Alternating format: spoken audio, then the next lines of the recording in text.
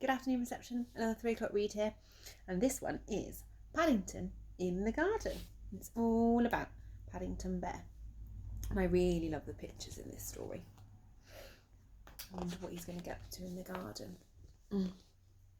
One morning, Paddington went out into the garden and began making a list of all the things he could think of about being a bear and living with the Browns. He had a room of his own and a warm bed to sleep in, and he had marmalade for breakfast every morning.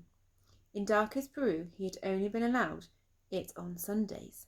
The list was soon so long he had nearly run out of paper before he realised he had left out one of the nicest things of all. I wonder what it is. The garden itself. Apart from the occasional noise from a nearby building site, it was so quiet and peaceful. It didn't seem like being in London at all. But nice gardens don't just happen. They usually require a lot of hard work. And the one at number 32, Windsor Gardens, was no exception. Mr. Brown had to mow the lawn twice a week, and Mrs. Brown was kept busy weeding the flower beds. There was always something to do. Even Mrs. Bird lent a hand whenever she had a spare moment. They're very busy in the garden.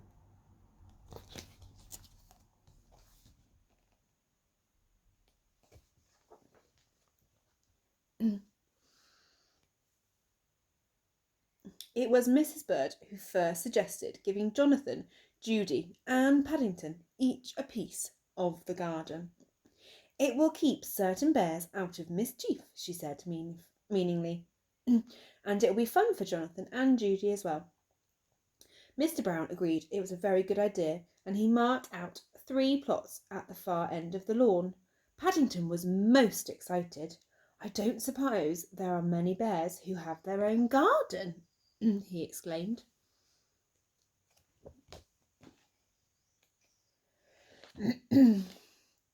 Early the next morning, all 3 set to work. Judy decided to make a flower bed, and Jonathan had his eye on some old paving stones. Paddington didn't know what to do. In the past, he had often found that gardening was much harder than it looked, especially when you only had paws. In the end, armed with a jar of Mrs. Bird's homemade marmalade, he borrowed Mr. Brown's wheelbarrow and set off to look for ideas.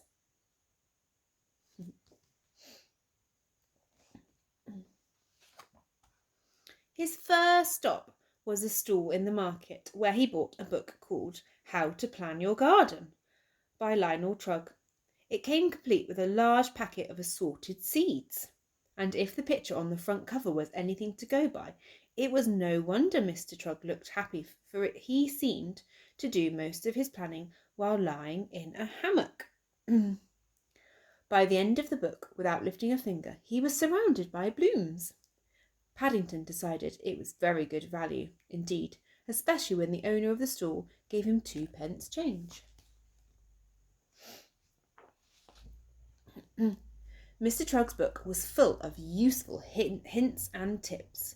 The first one suggested that before starting work, it is a good idea to close your eyes and try to picture what the garden would look like when it was finished. Having walked into a lamppost by mistake, Paddington decided to read another page or 2, and there he found a much better idea. Mr. Trugg advised standing back and looking at the site from a safe distance, preferably somewhere high up. He knew just the spot.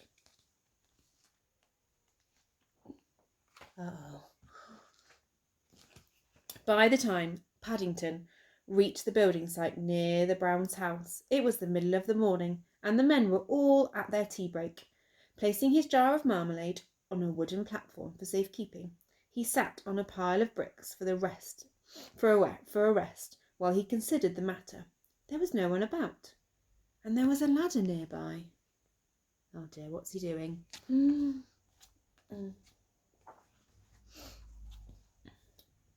Mr. Trugg was quite right. The Browns' garden did look very different from high up.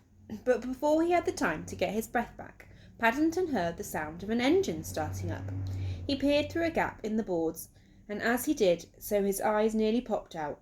On the ground just below him, a man was emptying a load of concrete on the very spot where he had just left his jar of marmalade. Paddington scrambled back down the ladder as fast as his legs would carry him, reaching the bottom just as the foreman came around a corner. "Is anything wrong?" asked the man. "You look upset."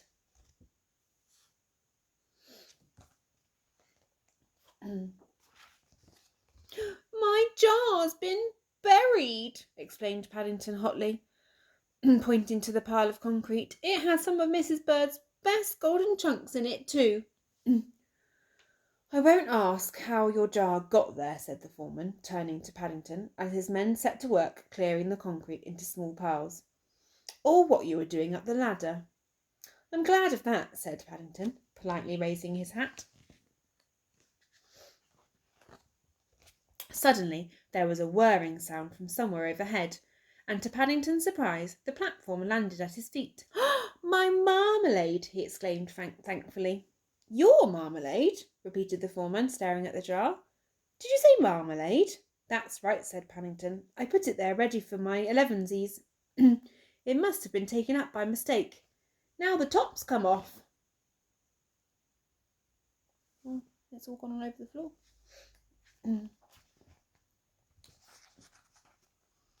It was the foreman's turn to look as though he could hardly believe his eyes. "That's special quick-drying cement," he wailed. "It's probably rock hard already. Ruined by a bear's marmalade. No one will give me a twopence for it now." "I will," said Paddington eagerly. "I've had an idea."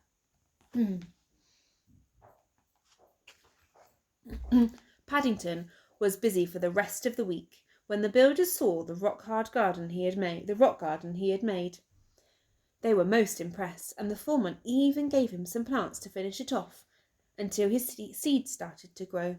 "It's National Garden Day on Saturday," he said. "There are some very famous people judging it. I'll spread the word around. You never know your luck." And there's his part of the garden.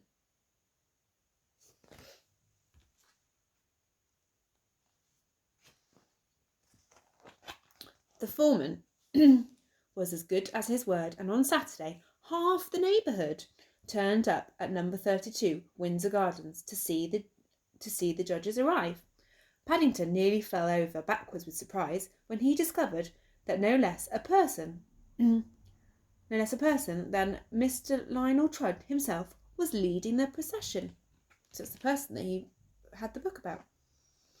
"It's very good of you to get out of your hammock, Mr. Trug," he exclaimed. Not at all," said Lionel Trug. "My pleasure. I must say, I love your orange stones. Where did you find them?" "I didn't," said Paddington. "I think they found me, thanks to the builders." "Congratulations," said Mr. Trug, as he handed Paddington a gold star. "It's good to see a young bear taking up gardening. I hope you will be the first of many." "Who would have believed it?" said Mr. Brown, as the last of the crowd departed. "You must write and tell Aunt Lucy all about it," said Mrs. Bird. "They'll be very excited in the Home for Retired Bears when they hear the news." Paddington thought that was a good idea, but he had something to do first.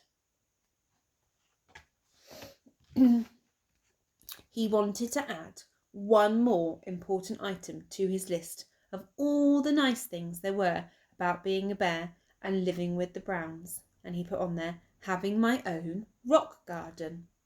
Then he signed his name and added his special paw print just to show it was genuine. And there's his paw print. I think he loved living there with the Browns, didn't he? The end. See you again soon.